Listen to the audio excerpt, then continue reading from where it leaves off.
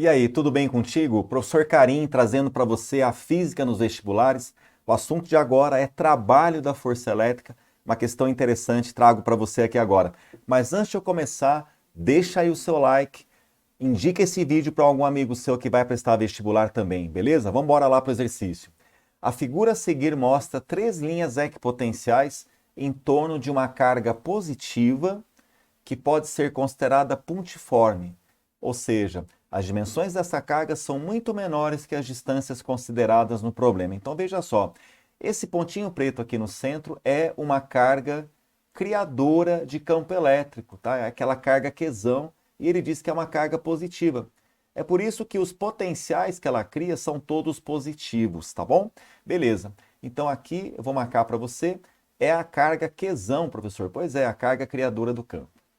Certo. Aí ele fala assim, ó, o trabalho realizado por uma força externa, grifa isso que é muito importante, trabalho realizado por uma força externa, ao deslocar, de que jeito? Eu quero deslocar com velocidade constante quem? Uma carga de prova de 10 a menos 6 Coulomb, do ponto A até o ponto C, através do caminho indicado aqui, pessoal, olha, ABC. Quanto vale esse trabalho? Então veja só, muita gente acha esse problema fácil, muita gente comete o erro grave de considerar apenas isso. Ó, a pessoa fala assim: nossa, mas professor, que questão fácil? É só fazer assim, ó, como ele quer o trabalho. Então eu aprendi, professor, ó, que o trabalho da força elétrica para deslocar essa carga, ó, do ponto A até o ponto C. Então, professor, a carga que ele está falando é essa carga de prova aqui, ó. Então, essa carga de prova ela começa aqui no ponto A, ó, tá vendo, ó? Isso, a carga Qzinho está aqui no ponto A. Então, ele quer deslocar de A até C. Então, professor, é fácil, ó. É só você usar essa fórmula aqui, ó. Trabalho da força elétrica é a carga de prova que está sendo transportada Qzinho multiplicado por quem? Pelo potencial no ponto de partida. O ponto de partida é o ponto A menos o potencial do ponto de chegada, que é o ponto C. Tranquilo, professor. Agora é só você substituir. Ó, o Qzinho, professor, vale 1 vezes 10 a menos 6. Marca aqui para mim, então. Ó, 1 vezes 10 a menos 6. Joia. O VA, professor, é fácil. Ó. O ponto A ele pertence a essa equipotencial de 3 volts. Então, por isso que o potencial no ponto A, VA é 3. Então, aqui o VA é 3. Menos potencial no ponto C. Ó. O ponto C, professor, pertence a essa equipotencial mais externa aqui, cujo potencial é 1 volt. Então, para mim, o VC é 1 volt. Então, professor, fica 3 menos 1, 2, vezes 1, 2. Então, resposta, 2 vezes 10 a menos 6. O trabalho é dado em joule, né? Então, pronto, professor, acabou o problema. Ó. Trabalho da força elétrica no deslocamento da carga de A até C é positivo e vale 2 vezes 10 a menos 6. Aí você vai no gabarito e você marca a letra E. E para tua grande decepção, o gabarito não é esse. Isso está errado. Então, mas professor, mas por que está errado? Não era só achar o trabalho da força elétrica? Cuidado. Então, tem muita gente que faz e não consegue entender por que errou. Então, eu vou te mostrar agora onde está o erro aqui. Cuidado. Ele não pediu para você calcular o trabalho da força elétrica. Você percebeu? Ele pediu qual trabalho? Ó, trabalho realizado por quem? Ó, novamente, por uma força externa. Eu tenho que primeiro pensar nessa força externa. Agora tem mais coisas aqui envolvidas, ó. Trabalho realizado por essa força externa, ao deslocar, opa, de que jeito? Com velocidade constante.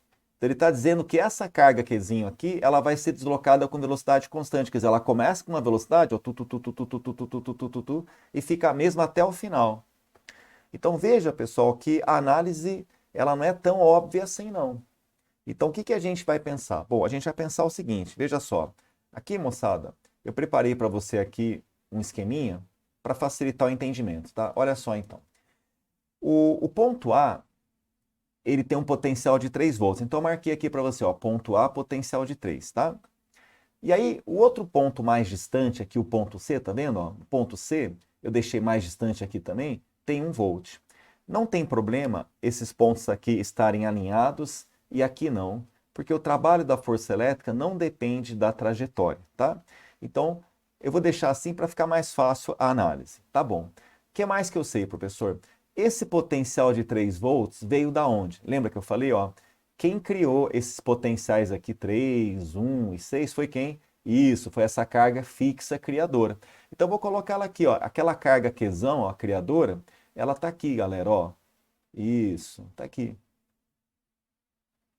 Ela criou, então ela é uma carga fixa, carga criadora do campo, ela criou no ponto A um potencial de 3, ó, né? Aqui, ó, no ponto A um potencial de 3, e no ponto C, que está um pouquinho mais longe, ó, e realmente está mais longe dela, o potencial é 1 volt, tá bom? Beleza. Aí, vamos pensar numa coisa agora. O que que ele fez? Ele chegou e colocou essa carga aqui no ponto A. Beleza. Então agora você vai me ajudar a pensar um pouquinho, tá? Muito bem. Moçada, se eu colocar essa carga aqui no ponto A e ficar segurando ali com a minha mão, então imagina, aqui é a minha mão, tá? Nossa, que mão feia, professor. Pois é, estou segurando com a minha mão aí, tá? Então vamos imaginar que ela está parada porque eu estou segurando ela, tá? Galera, o que que vai acontecer? Ó, essa carga positiva, ela vai olhar aqui do lado, vai enxergar uma carga vermelha positiva também. Você sabe que a carga vermelha positiva faz o que com essa carga verde positiva? A repele. Então ela vai sentir uma força elétrica para lá. Então, moçada, eu estou segurando com a minha mão ali, né? Só que por que que você acha que eu estou tremendo agora quando eu estou segurando ela? Porque você não imagina o esforço que eu estou fazendo para manter ela aí. Se eu tirar a minha mão, o que que vai acontecer com essa carga? Ela faz assim, ó. Ela sai correndo feito um tiro aí, moçada. Pois é. Então, responda para mim uma coisa. Se tivesse somente a força elétrica atuando, que tipo de movimento essa carga realizaria? Realizaria um movimento o quê? Acelerado, com velocidade o quê? Aumentando. Muito bem. Agora volta no texto. Ele falou que o movimento dessa carga que ele deseja é um movimento com velocidade crescendo? Não, professor. Ele quer que o movimento seja com velocidade constante. Opa! Então, peraí. Então, se tiver somente a força elétrica atuando, jamais esse movimento vai ser com velocidade constante. Vai ser um movimento acelerado. Ah, estou começando a enxergar, professor. Você tem razão. Então, por isso que está errado calcular só o trabalho da força elétrica? Sim, primeiro que ele não pediu o trabalho da força elétrica. Segundo, porque tem essa análise aí. Tá, mas diga para mim, professor, o que que eu faço então? Então, preste atenção agora. Então, meus amigos, aí você começa a entender por que que ele fala dessa força externa. Vamos pensar um pouquinho nela. Ó, eu trouxe outro desenho para você aqui, ó. Então, você sabe que essa carguinha, ela está indo ali para a direita ó, por causa da repulsão aqui, né? Deixa eu colocar a carga fixa, né? Ó, essa carga fixa, ela repele, né? Ela repele essa carga positiva, então tem uma força elétrica que manda ela para lá. E se tiver só essa força elétrica, ela vai acelerar. Meus amigos, eu quero agora que essa carga ande com velocidade constante.